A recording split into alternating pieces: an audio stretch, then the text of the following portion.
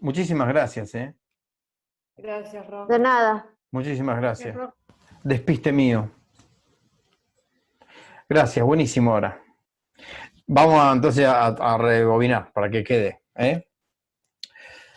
Protágoras es tal vez uno de los antecedentes clásicos a nivel libresco de estos sofistas del siglo IV a.C. que aparecen en Atenas con este tipo de ideologías filosóficas, por ejemplo, el individualismo o el subjetivismo.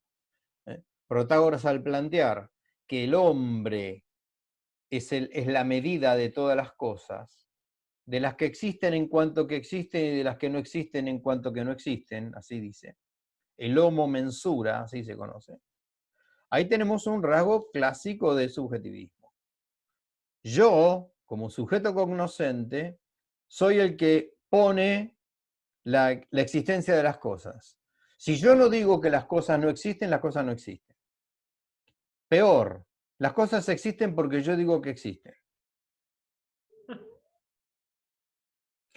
Esto serpentea, vuelvo a repetir, estoy hablando de Protágoras, pero esto serpentea en todos los siglos. Hoy tenemos abundantísima doctrina filosófica, filológica, que considera esto. El otro día, el año pasado, estaba escuchando yo en un colegio una disertación de una colega formada en letras que decía algo así como: somos lo que decimos. Las cosas existen porque las decimos. Un disparate grande como una casa.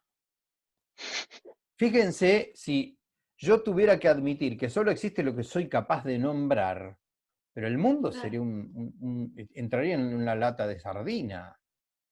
¿Qué puedo yo, profesor, yo, cualquiera de nosotros, ¿de qué podemos hablar durante toda nuestra vida? De muy poca realidad. ¿Cuánta realidad del universo entra en nuestra conciencia? Una ínfima parte. Bueno, eso hace el realismo filosófico. El realismo filosófico admite que hay un mundo objetivamente dado que desborda los límites de la conciencia. Desborda los límites de la conciencia. Por decirlo de alguna manera, el mundo no entra en la cabeza. Es como le pasó a San Agustín, no sé si recuerda la anécdota, de cuando se encuentra con ese nenito que quería meter adentro un balde del mar.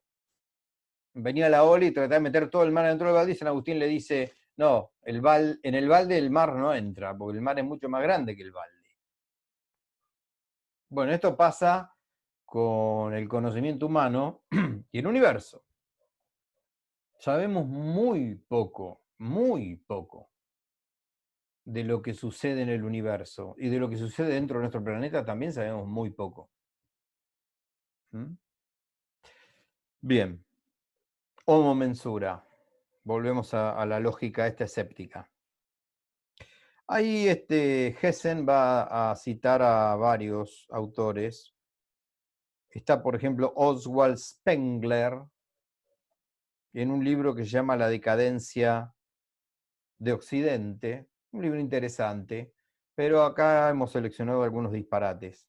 Tiene análisis buenos el libro, pero nosotros vamos a ver qué tiene de subjetivismo, de relativismo. Spengler ahí en ese libro Decadencia de Occidente dice algo así como que solo hay verdades en relación a una humanidad determinada. Es decir, volvemos, no puede haber en el escepticismo subjetivista o relativista, no puede haber una verdad que sea universal para todo el mundo. ¿Se ve? La verdad es válida siempre y cuando se pueda restringir a un sector de la humanidad determinada, ya sea en el espacio, ya sea en el tiempo. Otro autor que se nombra es John Dewey. Dewey se escribe, John Dewey. Bueno, John Dewey, entre otras cosas, ha sido un pedagogo. Él mostraba que el idioma, por ejemplo, decía Dewey, había evolucionado con el tiempo y terminó organizándose mediante un conjunto de principios conocidos como la gramática, el idioma. El problema es que Dewey traslada esto a la moral. Ve una analogía entre cómo se forma una lengua a cómo se forma la moralidad de un pueblo. Es decir, esa espontaneidad natural que tiene el despliegue de cualquier lenguaje, cualquier idioma en un pueblo, que se va formando y se acepta porque sí. Pensemos un poco en esto, a ver. ¿Cómo se forma un idioma? Y se forma espontáneamente. Se forma espontáneamente. Todos los idiomas. Después de que un idioma se ha formado y se ha establecido y robustecido, se hace una gramática, se hace una sintaxis, pero primero es una práctica que antecede muchísimo antes a toda teoría. Ningún idioma se forma con una gramática previa, en general, la gran mayoría. Ha habido dialectos e idiomas que se han tenido que pautar para poder hacer entendible algunas cosas. Me vienen dos santos que son Cirilo y Metodio en la historia de la Iglesia, que han tenido que inventar un dialecto para poder a los pueblos eslavos hacerles leer la Biblia. El cirílico es un dialecto que inventa San Cirilo para poder explicar la Biblia al lenguaje de los pueblos eslavos, que en el lenguaje del pueblo eslavo no tenían el capital simbólico suficiente y abstracto suficiente para poder entender las verdades de la fe. Entonces tuvo que ser un dialecto híbrido con palabras que tenían estos pueblos eslavos, más palabras que él había inventado para que las entendieran. Pero en general, esto es una excepción, lo del cirílico, en general el idioma no se prescribe, el idioma se habla, es lengua viva.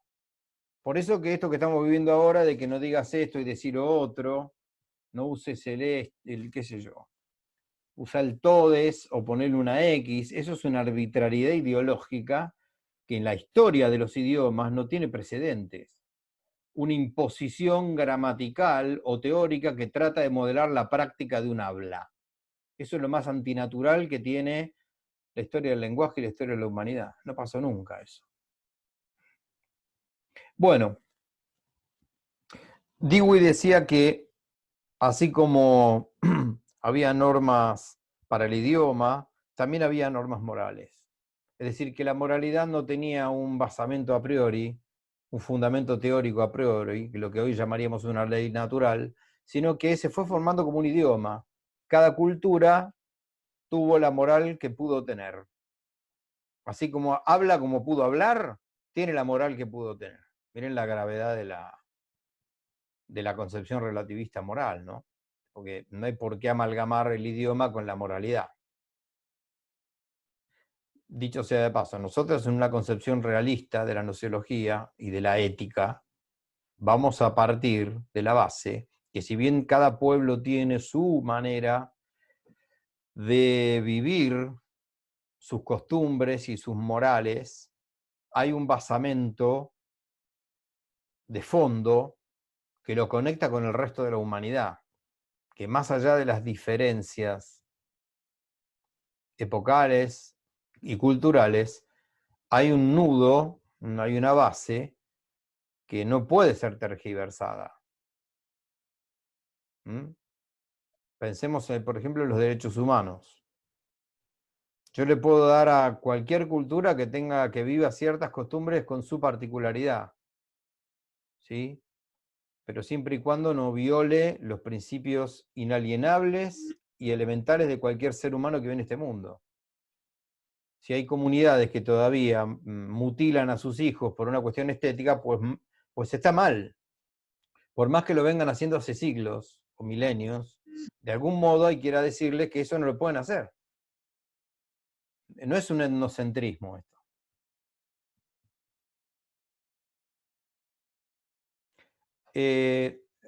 Ponete el micrófono, Alejandra, porque no te escucho. Estás silenciada.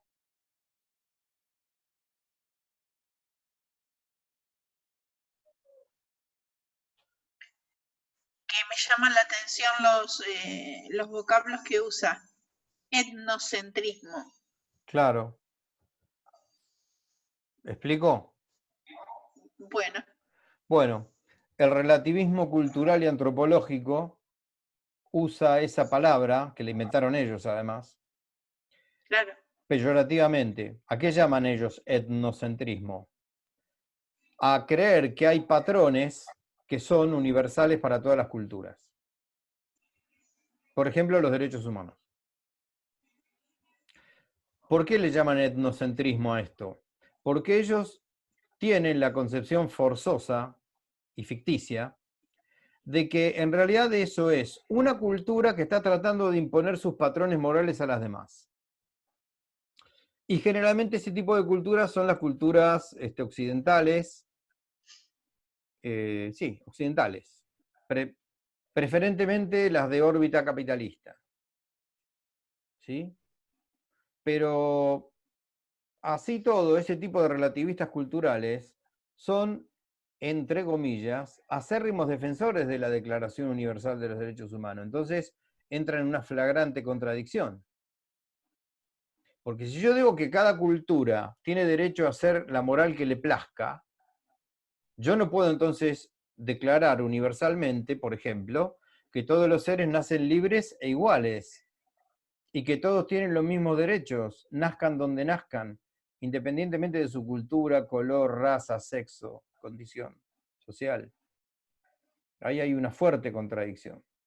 Pero etnocentrismo... Claro, sí.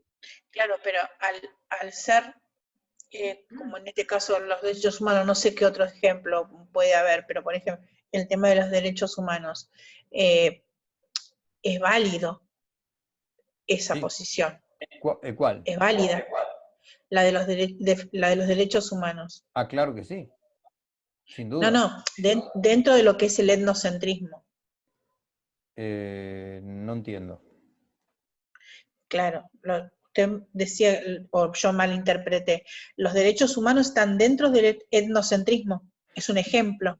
No. O Ah, sea, no a ver, entendí mal no, entonces. no. La palabra etnocentrismo es una terminología peyorativa del relativismo. Ajá, bien. Es decir, es una defección el etnocentrismo. Ah, Ahora, muy sinceramente, vos estás razonando y decís, a ver, pero entonces la Declaración Universal de los Derechos del Hombre sería un etnocentrismo, porque es querer claro. igualar a todas las culturas, más allá de su diferencia, con un patrón común. Está muy bien eso. Lo que pasa es que los relativistas no lo quieren admitir eso, no se lo han puesto a pensar que entran en contradicción. Porque ellos Ah, mismos, generalmente el relativismo es defensor de los derechos humanos, aparte de cierta interpretación de los derechos humanos, ¿no? Esto es todo un capítulo. Porque hoy los derechos humanos no son los mismos que después de la Segunda Guerra Mundial, ¿eh? O sea, la Declaración Universal del año 89 es la misma, pero los organismos de control de que estos derechos se cumplan, los tergiversan y los violan en su raíz. Los que manejan derecho, acá tenemos dos abogados, ¿no? Ángela y Leandro. Los organismos de control de derecho, de aplicación concreta en los estados, se olvidan de los derechos humanos básicos. Por ejemplo, el derecho a la vida y a la integridad física. La mayoría de los movimientos de derechos humanos en el planeta son abortistas y terminan violando el primer derecho humano de todo, que es el derecho a la vida y a la integridad física. Y todo lo demás, ¿cómo no se les cae? Es una pregunta, ¿no?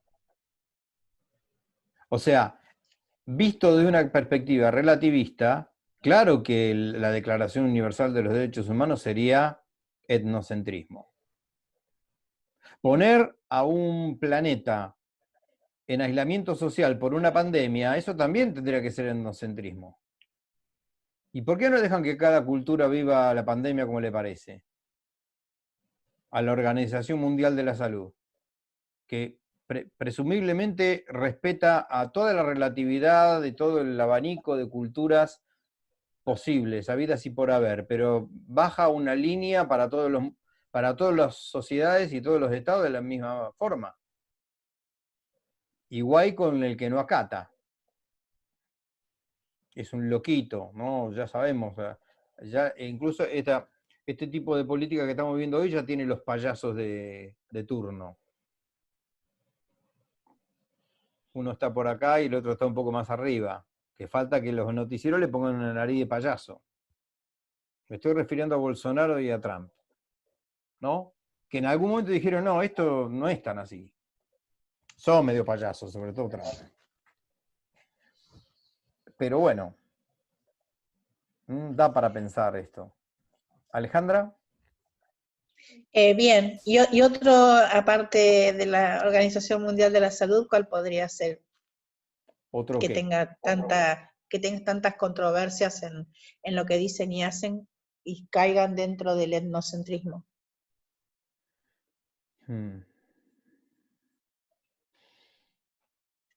¿O No es sé. algo que va surgiendo ante el devenir, digamos, de la Bueno, no, historia? sí. No, ahí se me ocurre. No hay organismos realmente Sí, así detectables, ¿organismos?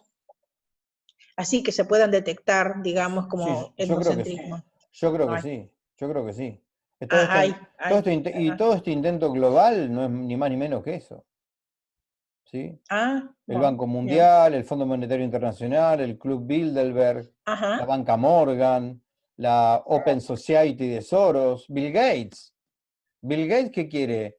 Por más que él aparezca vacunando negritos, con todo respeto a los negritos, y dándole comer a un chinito muerto de hambre, el modelo global de venta de vacuna para todo el mundo, más etnocentrismo que eso.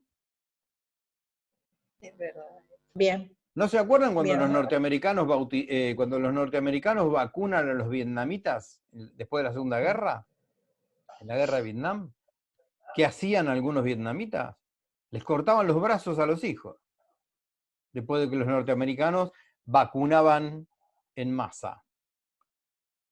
Ustedes no se olviden que la sociedad norteamericana no está de Trump. La cultura norteamericana tiene fronteras adentro una visión plural, democrática y libre, pero fronteras afuera imponen todo lo que ellos consideran que es bueno y sano, como sea, incluso bombardeando a medio mundo. Ellos implantan la democracia y la paz con misiles, ¿o no?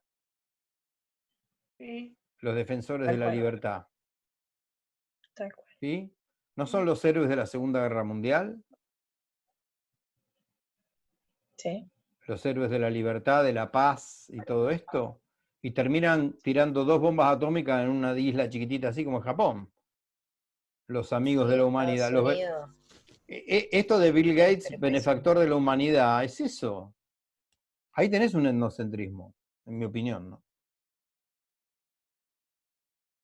Sí, no, estoy, o sea, preguntándole para poder tener un abanico, digamos, de ejemplos, como para poder seguir identificando Hmm. esta contrariedad, ¿no? Sí, sí. Bueno, gracias. No, por favor. Esto que se viene, aparentemente, sin ser un conspiranoico, esto de que se viene de que se está tratando de hacer una visión lo más global posible del mundo, es peligrosísimo. Y tiene un olor a etnocentrismo terrible.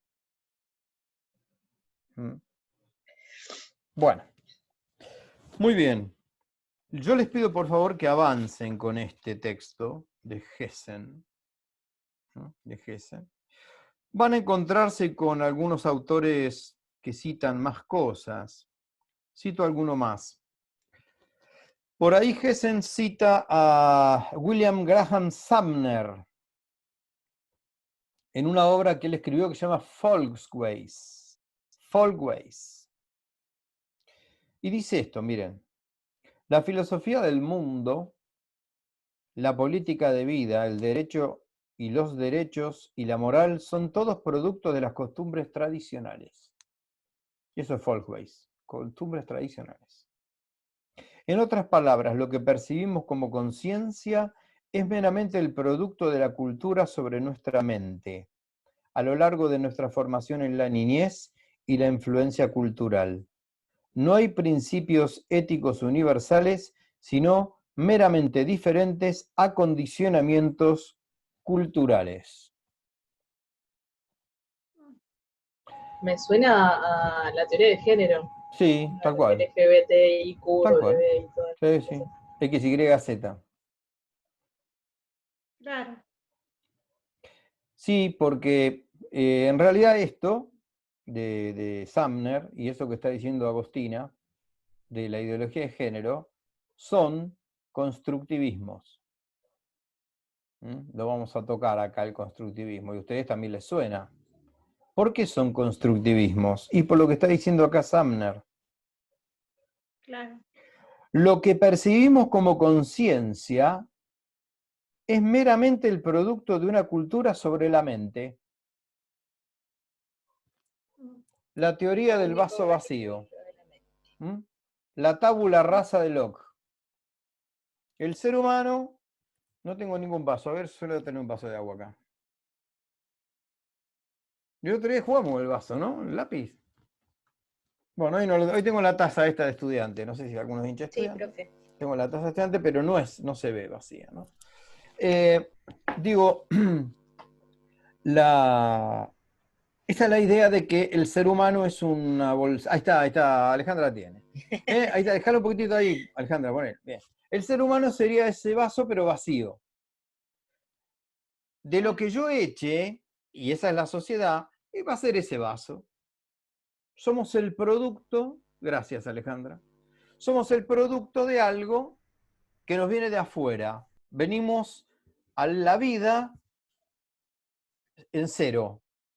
Formateados, no tenemos ni disco, no tenemos ni sistema operativo. Entonces la sociedad nos llena, ¿y qué somos? Y somos un monigote de la sociedad. ¿Qué visión antropológica hay ahí? Determinista, claramente. El hombre es un producto de un proceso social, no es una persona. No es una persona. No, es Por el eso tipo. me puedo construir y deconstruir. Y sí, porque yo me tengo que deconstruir porque yo soy nada más que una construcción. Rosana, como yo soy nada más que una construcción, no traigo nada de antemano, ni sexo, ni psicología, ni herencia. Yo soy una hoja en blanco o un vaso vacío que la sociedad lo ha llenado, pues ahora lo que tengo que hacer es tratar de vaciar lo que no me gusta y meter otra cosa y revolver. Entonces, Perfecto. si yo me autopercibo Marcela, la semana que viene vengo como la profesora de nociología. Por eso me Travestida. estoy bronceando, porque en realidad estoy preparando, ahora, bueno, yo no les quería decir nada, pero yo estoy preparando toda una mutación porque me estoy autopercibiendo distinta. ¿Vieron que a las mujeres les gusta quemarse y todo eso? El viernes Soy es coqueto ante todo. es la reunión por Zoom. Ojo. El viernes 22, voy a dar una sorpresa ahí. Bien, un cambio progresivo, Sí, entonces. además hasta me dan un DNI que dice Marcela. Sí, ¿cómo no? Además, sí, también. No Para se rían. fundamentar. No se rían. Tienen que respetar mi autopercepción y además ustedes me tienen que percibir como yo me autopercibo. Esto es lo grave. Porque yo mañana quiero querer. Si no somos homófobos. Pero Por la claro, duda te digo Marce y no termino la Marce. oración. Sí, Marce, ahí está muy bien. Igual Sí, con y que. no todos, Sí, no todos se benefician. Yo leí un artículo el otro día en Religión y Libertad y decía que algunas deportistas femeninas se estaban quejando de que transexuales hacían deportes haciéndose pasar por mujeres, pues no eran mujeres obviamente. y Y sí. claro, en competiciones de peso, por ejemplo, y de destreza física, el hombre siempre sobrepasa a la mujer. En un deporte tan básico como el tenis, se ve, por ejemplo, claramente y no tiene que ver con fuerza. Así que Mirá. ya había un problema ahí medio complicado. Mirá que una de las chicas, Belén, por ejemplo, jugara al fútbol y fuera una marcadora de punta, ¿no? Marcadora ahí defensora. Y un día Mascherano se autopercibe mujer y a Belén le toca marcar a Mascherano. Lo abrazo, ¿Eh? lo A abrazo. Mascherano. Bueno, profe, así. No, pero vos lo No, querrás, de ninguna manera compito con Mascherano. Lo vos abrazo, lo amo. vos lo querrás abrazar, pero es foul. Y si es adentro del área es penal, porque no podés agarrarlo. Es tiro libre indirecto Ay, afuera del Dios. área, adentro es penal. ¿Viste? Es así. Sí, sí, seguro. Bueno, el problema es si yo mañana me autopercibo igual una manera- jirafa, ¿no? Si yo mañana me autopercibo una jirafa, ¿qué hacemos? ¿Tengo derecho o no Y tengo lo tra- derecho? Tomamos unos mates. Te damos una plantita, comidita no. Sí, no. Jirafa no Profe, toma creo mate. que igual el riesgo más grande de esto es si te autopercibís como un niño, como una niña. Defenderíamos cosas que Si se yo me nos prenden las autopercibiera manos. como un niño, claro. Sí. Claro, Hay una historia de eso, Sí. aunque se rían. No, sí. Es re traumático eso. Incluso no sé qué actriz está en tela de juicio porque adoptó a 2 nenes africanos y los 2 nenes africanos, o casualidad, se autoperciben nena. Y bueno, hay un problema ahí complicado. Lo leí el otro día, salió. Había un reality que uno usaba pañales en la casa, un asco.